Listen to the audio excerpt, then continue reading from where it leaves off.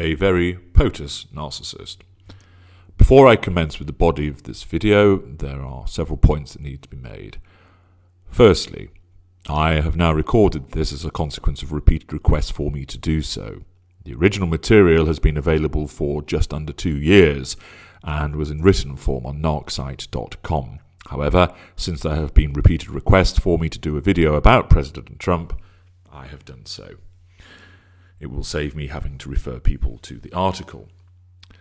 Secondly, please note that given the fact that this was written, as I state, nearly 2 years ago, a number of events that have taken place in President Trump's presidency have not been touched upon. Therefore, don't waste your time in the comments pointing this out to me. Instead, there will be an update with regard to those events in a second video. The third point is this. This is not a video about me saying whether President Trump is a good thing or a bad thing. It is a video about whether he is a narcissist or not, and if he is, why and what that means. When the article first came out, unfortunately on Facebook, there are a number of people who took it as an attack against President Trump. It is not. It is purely an exercise with regard to applying my expertise to a well-known individual and what that means. Feel free, of course, as I'm sure it will be the case, for you all to have a debate with one another about whether you do regard President Trump as a good thing or a bad thing. You're perfectly entitled to do that. But don't bore me with the comments directed towards me saying that I dislike him. It's not a case of that. Listen to what I say and understand the content of what is said, and then you will realise that the content is a mixture of observations in that regard. So, with those caveats addressed, let's get down to a very Potus narcissist. On the 20th of January 2017, Donald Trump was inaugurated as the 45th President of the United States of America. Various people have expressed their opinion that President Trump is a narcissist. This article is not going to be a detailed piece about whether he is or not. That is unnecessary and, frankly, adds little to understanding. President Trump is one of our kind. There is no doubt about that. That is apparent and hardly remarkable. All United States presidents have been shown to either have been narcissists or have strong narcissistic traits. Indeed, some of the most successful and popular US presidents have been clear narcissists, exhibiting significant charisma, magnetism, and grandiosity.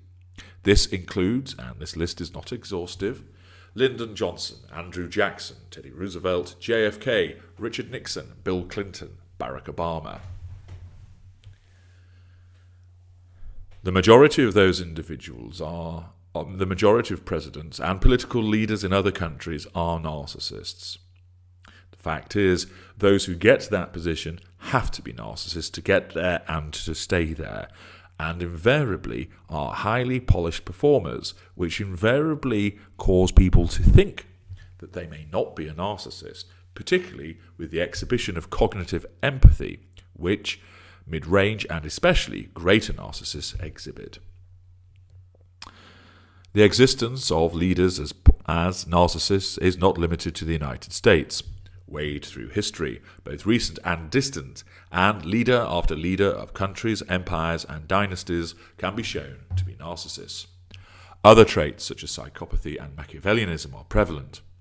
In order to get to the top and rule a country, one must have an unshakable belief in oneself, to know what one is doing is right, to be unconcerned by offending feelings, to be driven, to have a strong sense of self-preservation, to be manipulative, both instinctively and in a calculating fashion, exhibit excessive charm, be inspirational, be driven, be able to see the world through one particular perspective that enables one to succeed.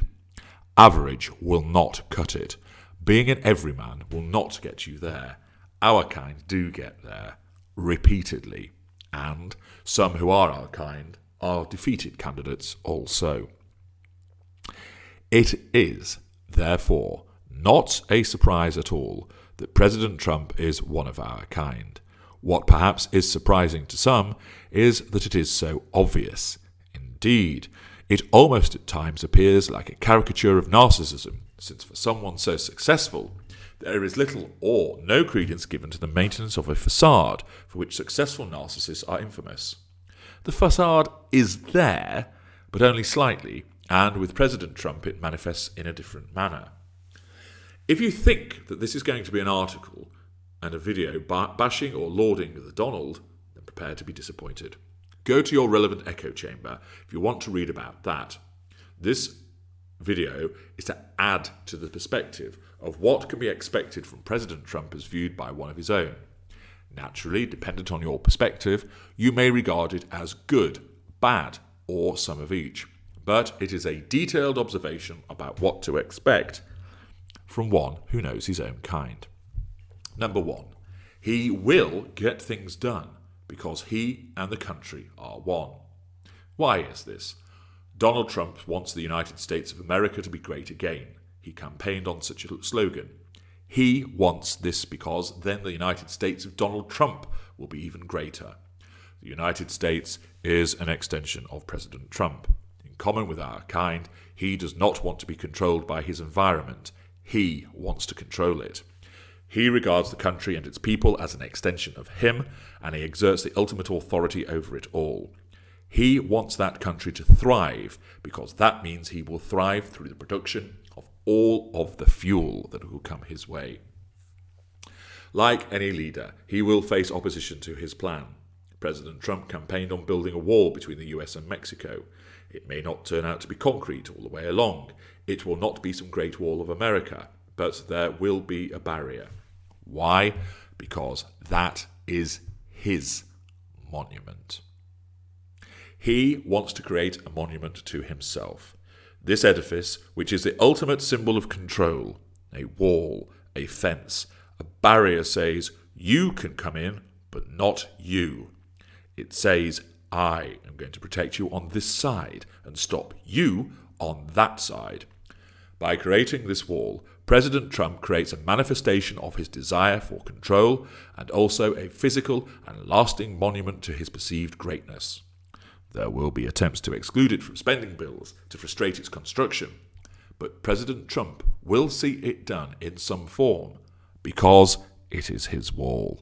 It is him. 2. He will get things done because of an indefatigable desire to maintain superiority.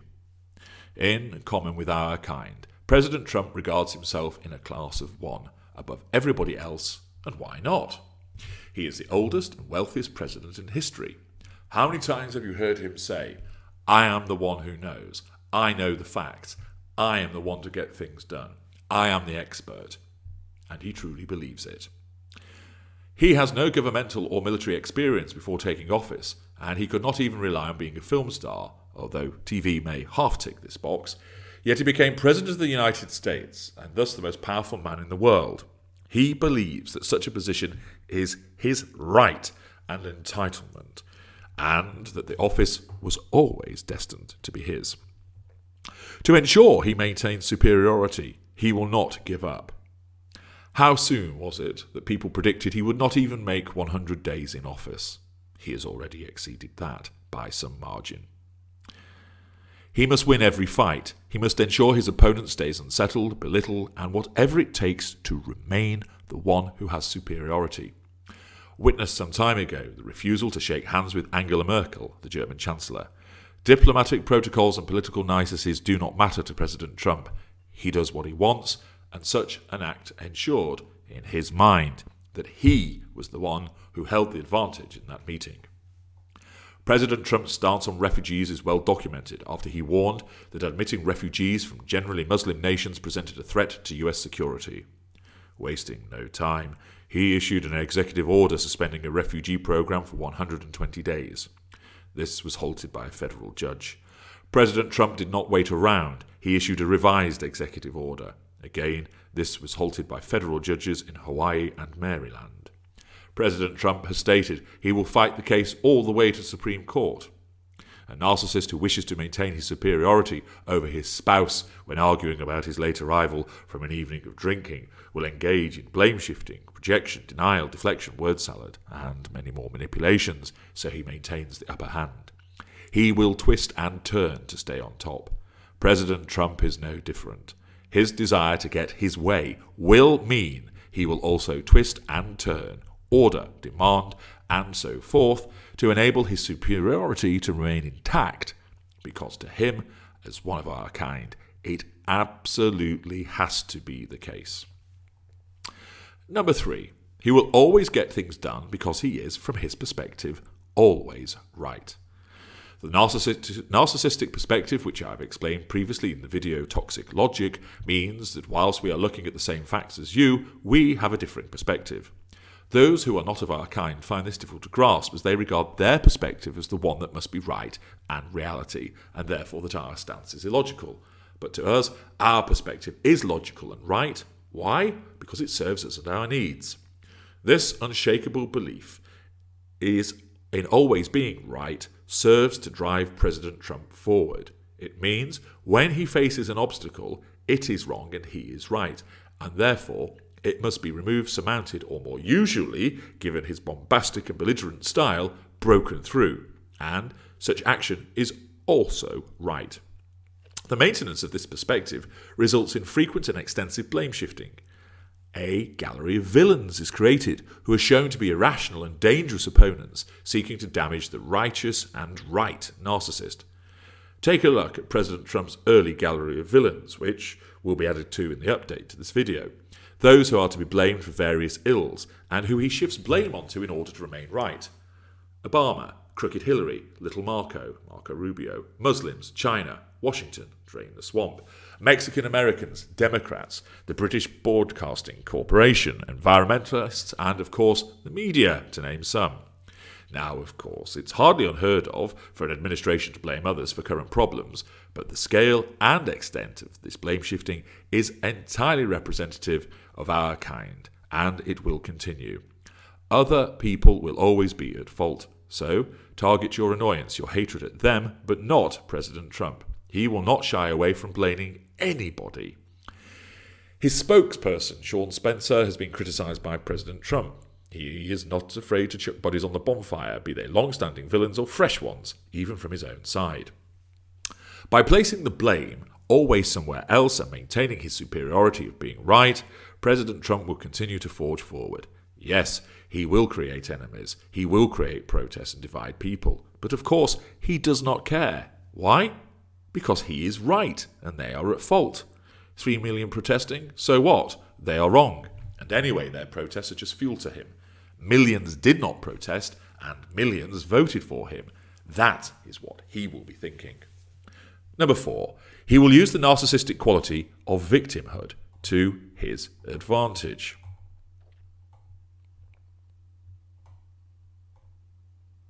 This ties in with blame shifting also. Our kind regard ourselves as victims when it suits us in order to engender sympathy, to derive pity, to manipulate, to achieve what we want. And this is born out of our perspective that the world is a cruel and harsh place, where it is seeking to do us down. By playing the victim, we seek to blame shift and avoid accountability, whilst generating justification for our own actions. President Trump is an extensive deployer of the concept of victimhood for the purposes of creating loyalty, stigmatizing opponents, and maintaining his stance as the one who will be the saviour. In his speeches, he is referred to people that were mistreated by government for many, many years, victims of illegal crime, American carnage, the jobs left. They've made us look foolish. He creates a justifiable, from his perspective, them and us approach. And of course, that is in keeping with the narcissistic trait of split thinking. There is no grey. You're either with him or you're against him. You're either the perpetrator of awful activities against his people, and by extension, him, or you're going to do something right and be loyal people, and by extension, validate him. President Trump has no time for those he has painted black with his split thinking. They are the enemy and have no standing. Again, those in the gallery of villains will be undermined through the application of narcissistic traits, which lead us to the next point. Number 5, he creates his own truth. Much has been made of the concept of living in post-truth times. The adoption of a reality which accords with the needs of the narcissist is one of the hallmarks of narcissistic existence. The creation of a world where we are the ultimate controllers of everything around us is important, and in order to do so, everything must be bent to our will to achieve this. And if we cannot bend the world around us to do what we want, we create our own world. Which is essentially Sigmund Freud's extension of the Latin quote, Flecter senecreo superos asceronta movibo. If I cannot bend the powers above, I will move the infernal regions. Accordingly, this has led to the rise of fake news. If the output of the villainous news outlet does not accord with a narcissistic perspective, then it is denied, and it is labelled fake news. A new world with a new logic is being created, and this will continue. It is worth making the point, of course, that this bending of facts is committed by both sides, since a slant can always be placed on news. However, this moves beyond slants and spin, but instead the wholesale dismissal of news as being fake, and therefore invalid. This creation of a new world outlook will continue, and therefore anything that is presented to President Trump that does not align with his outcome will be dismissed, rejected, and labelled in this manner. This truth creation is a double-edged sword. On the one hand, it maintains the belief of superiority and the ability to get things done, but it will also bring about conflict. Of course, that conflict will be caused by those regarded as being in the wrong, and therefore will lack any foundation of validity in the mind of President Trump.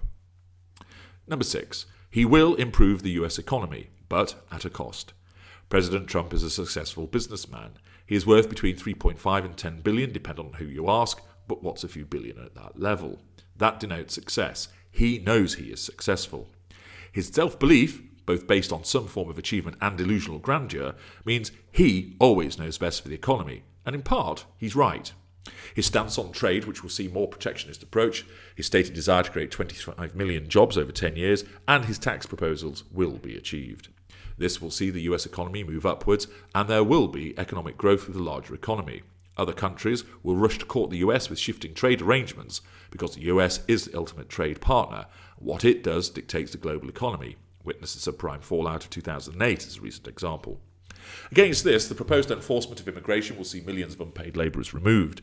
This will ultimately have an adverse effect on the economy, but not after a period when domestic workers will be able to enjoy the boom afforded by the emphasis on hiring workers from the United States. This will be a useful vote-winning populist move, but it will affect the economy, so the economic growth that will still occur will not be as great as it might have been, and after a period will slow. The main cost, however, of this will be an increase in the deficit, but President Trump will not care about that. It will be someone else's fault, and he will be focused on showcasing his triumphs through increased employment and an upturned economy. 7. Creation of an echo chamber. President Trump has already surrounded himself with admirers and those who think like him and accord with his values. At the original time of the creation of this article, Rex Tillerson, Secretary of State, worked for Exxon for 40 years and thus is a fellow rich businessman. Steve Mnuchin, the President's Treasury Secretary, is a Wall Street insider from Goldman Sachs, amongst other financial institutions. James Mattis, Secretary of Defense, is a popular and well-liked retired general who is known for blunt comments, just like the President. John Kelly, Department of Homeland Security Secretary, clashed with Obama on illegal immigrants between the US and Mexico. President Trump has installed his son-in-law as an advisor, and his daughter has recently had a formal position created for her. This birds of a feather mentality ensures that he is surrounded by like thinkers who will accord with his views and provide momentum to what he requires. Thus, he has his coterie and his lieutenants. It is not all one-way traffic, however. President Trump will make changes and volte-face as it suits him, and indeed this has proven to be the case since this was originally written. And this is what our kind regularly do. Although any kind of allegation of contradictions about turns or hypocrisy will always be rejected. It has to. His narcissism will cause this to occur because superiority has to be maintained. An example of this is how in late January 2017, President Trump signed a presidential memorandum removing traditional military and intelligence advisors as regular attendees of the National Security Council's Principal Committee, and he appointed Steve Bannon, a clear lieutenant, who is his chief strategist, as regular attendee. By 4th of April, the influence of H.R. McMaster, National Security Advisor who replaced Michael Flynn, who had just 24 days in office, reversed those changes. This epitomizes the compartmentalization that we engage in. What was right yesterday is wrong today, and is then right again tomorrow, and those decisions and outcomes remain separated. In our minds, the decision was always right all along, and narcissism causes history to be revised in accordance with our narcissistic mindset and the need to maintain superiority. Listen to the video, The Revision of History.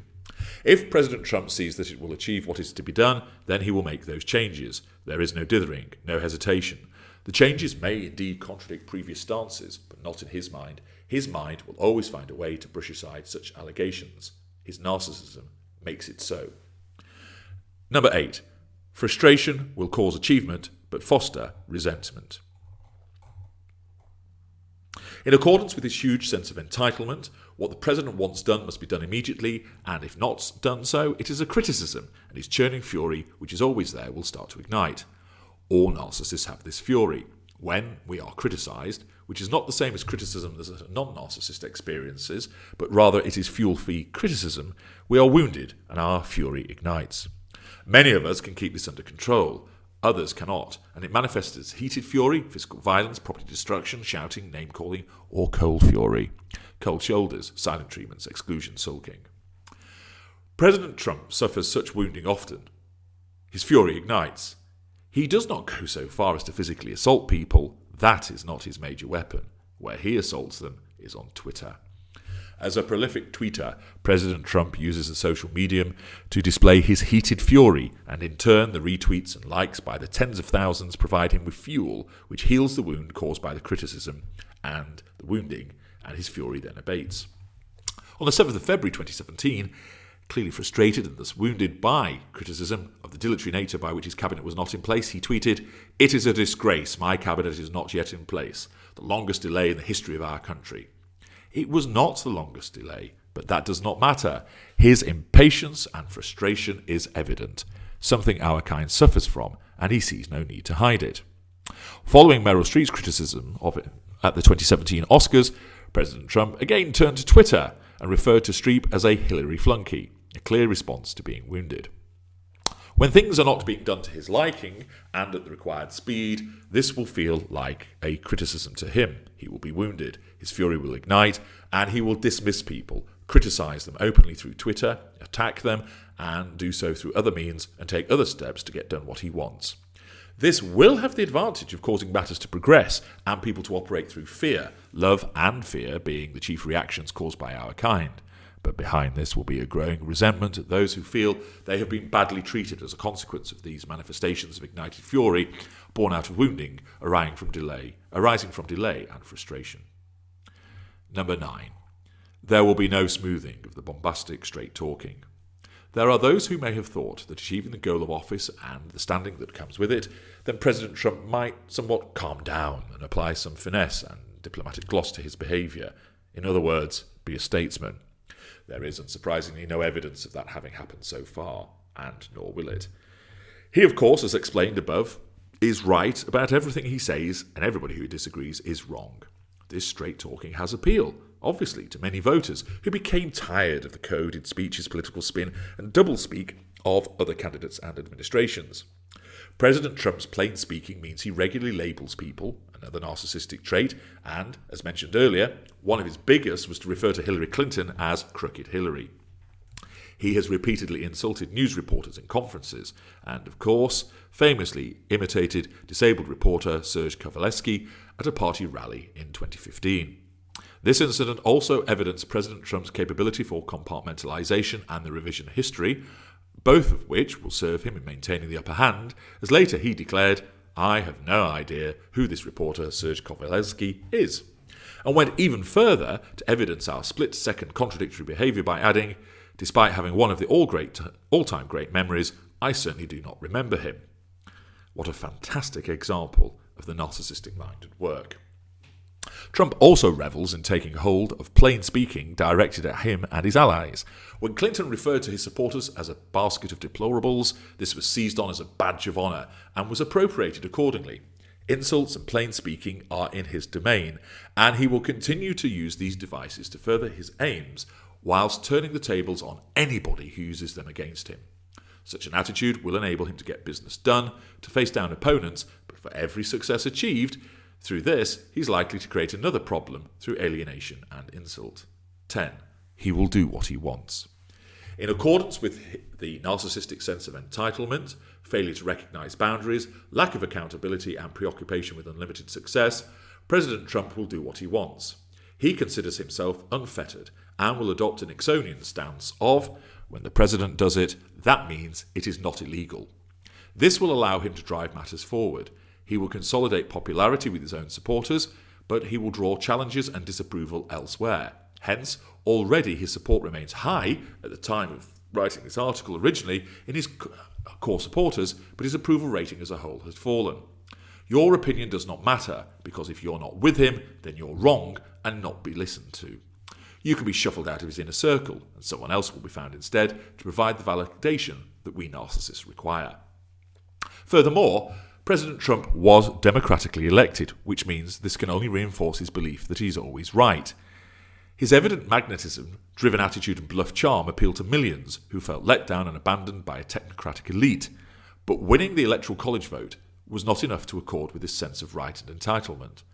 President Trump asserted that he would have won the popular vote as well if millions of immigrants had not voted illegally. Whether there is any evidence to support this assertion, it doesn't matter. This view accords with his sense of grandiosity. He, in his mind, achieved total victory, because he will adopt the perspective which allows this to happen, and this unlocks and maintains the right to do as he pleases. Already during his presidency, President Trump spent 15% of his time at Trump-owned or branded properties. Why not? They are his properties, and he is president. He can do as he pleases. Mar-a-Lago has become the Winter White House. People criticise his mixing of official and self-interest, but President Trump rejects this. He can do what he wants. They are wrong for 100 reasons that the narcissistic perspective puts in place by way of defence mechanism. This mixing of self-interest with his duties as president has caused his critics to think this will cause him problems because of the emoluments clause of the US Constitution. President Trump's lawyers disagree, saying the emoluments do not apply to him. President Trump added clarification stating, "The law is totally on my side," meaning the president cannot have a conflict of interest. Again, he does what he wants. Again, this will allow progress, but with an associated cost to those left by the wayside as a consequence of his juggernaut approach. Number 11. Conflict looms. It is highly likely that President Trump's administration will engage in conflict at some point. This seems less likely with Russia, although of course his critics will continue to maintain that he is some kind of pro-Russian stooge being worked by Putin, but more likely with China. The US is the world's dominant power. President Trump wishes to reduce the US's role as the world's policeman and adopt a more isolationist approach. This will occur and will be done for several reasons, one of which is to address the fact that China is a rising power. History shows that major conflicts are always triggered by the appearance of a rising power, and the dominant powers need to maintain dominance. One might regard this as an obvious response and one of self-defense. But add to that the fact that the commander-in-chief's narcissistic self-defense mechanism to remain dominant and superior in everything, it makes for a flammable situation. President Trump's tweet about Taiwan's ruler congratulating his election ruffled Chinese feathers from the off, and the Chinese will not sit idly by if Taiwan is interfered with. Strong talking from President Trump is likely to lead to conflict between the US and China, although the scale of such conflict is difficult to gauge. Similarly, President Trump's stance with regard to Muslim refugees, ISIS and most recently Syria, will result in US intervention in the Middle East. He will maintain a firm stance against ISIS, and terrorism will remain popularity with his supporters, but will naturally irritate in various degrees the countries of the Middle East. President Trump will put himself first, which means by extension the US will come first. The two concepts are inextricably linked, and this will cause tensions and conflict overseas, but will bring with it populism and patriotic support. There is much more that might be written about what the future holds. President Trump will continue to be supported by many who see him as the catalyst that the US has been waiting for, and this means cracking a few eggs along the way, then so be it. Nobody can deny he's a man of success. Wealthy, he's president, he's famous, and that is because of his inherent narcissism, which has driven him to achieve all of this. He will have made opponents in business, and now those opponents are lining up in academia, the media, politics, national and international, and on the street in protests. This will not concern him, as it is all fuel to him. Love him, hate him, but never ignore him. There will be those who will now be compiling a dossier of transgressions with a view to impeaching him in due course. Yet, such impeachment has still not happened. The attempt may be made, and if it is, he will survive it. This is because he is one of our kind, and President Trump is designed and engineered to survive. He will always have supporters, and even his detractors will fuel him and cause him to continue. He has before, and this is not going to change. He must remain in control. He must remain the one with the whip hand. He has to be superior, and everything about him is programmed to bring that about. He will achieve much and will cause division, but that does not concern him. He will be challenged many times, but he will have to be dragged out of the White House before he will go anywhere else, and of course, before that will happen, one must have regard to the others of our kind who have a vested interest in one of our brethren operating in this rudimentary, obvious, but effective manner. Those behind him, of our kind, that move within the shadows, will protect their investment. We always do.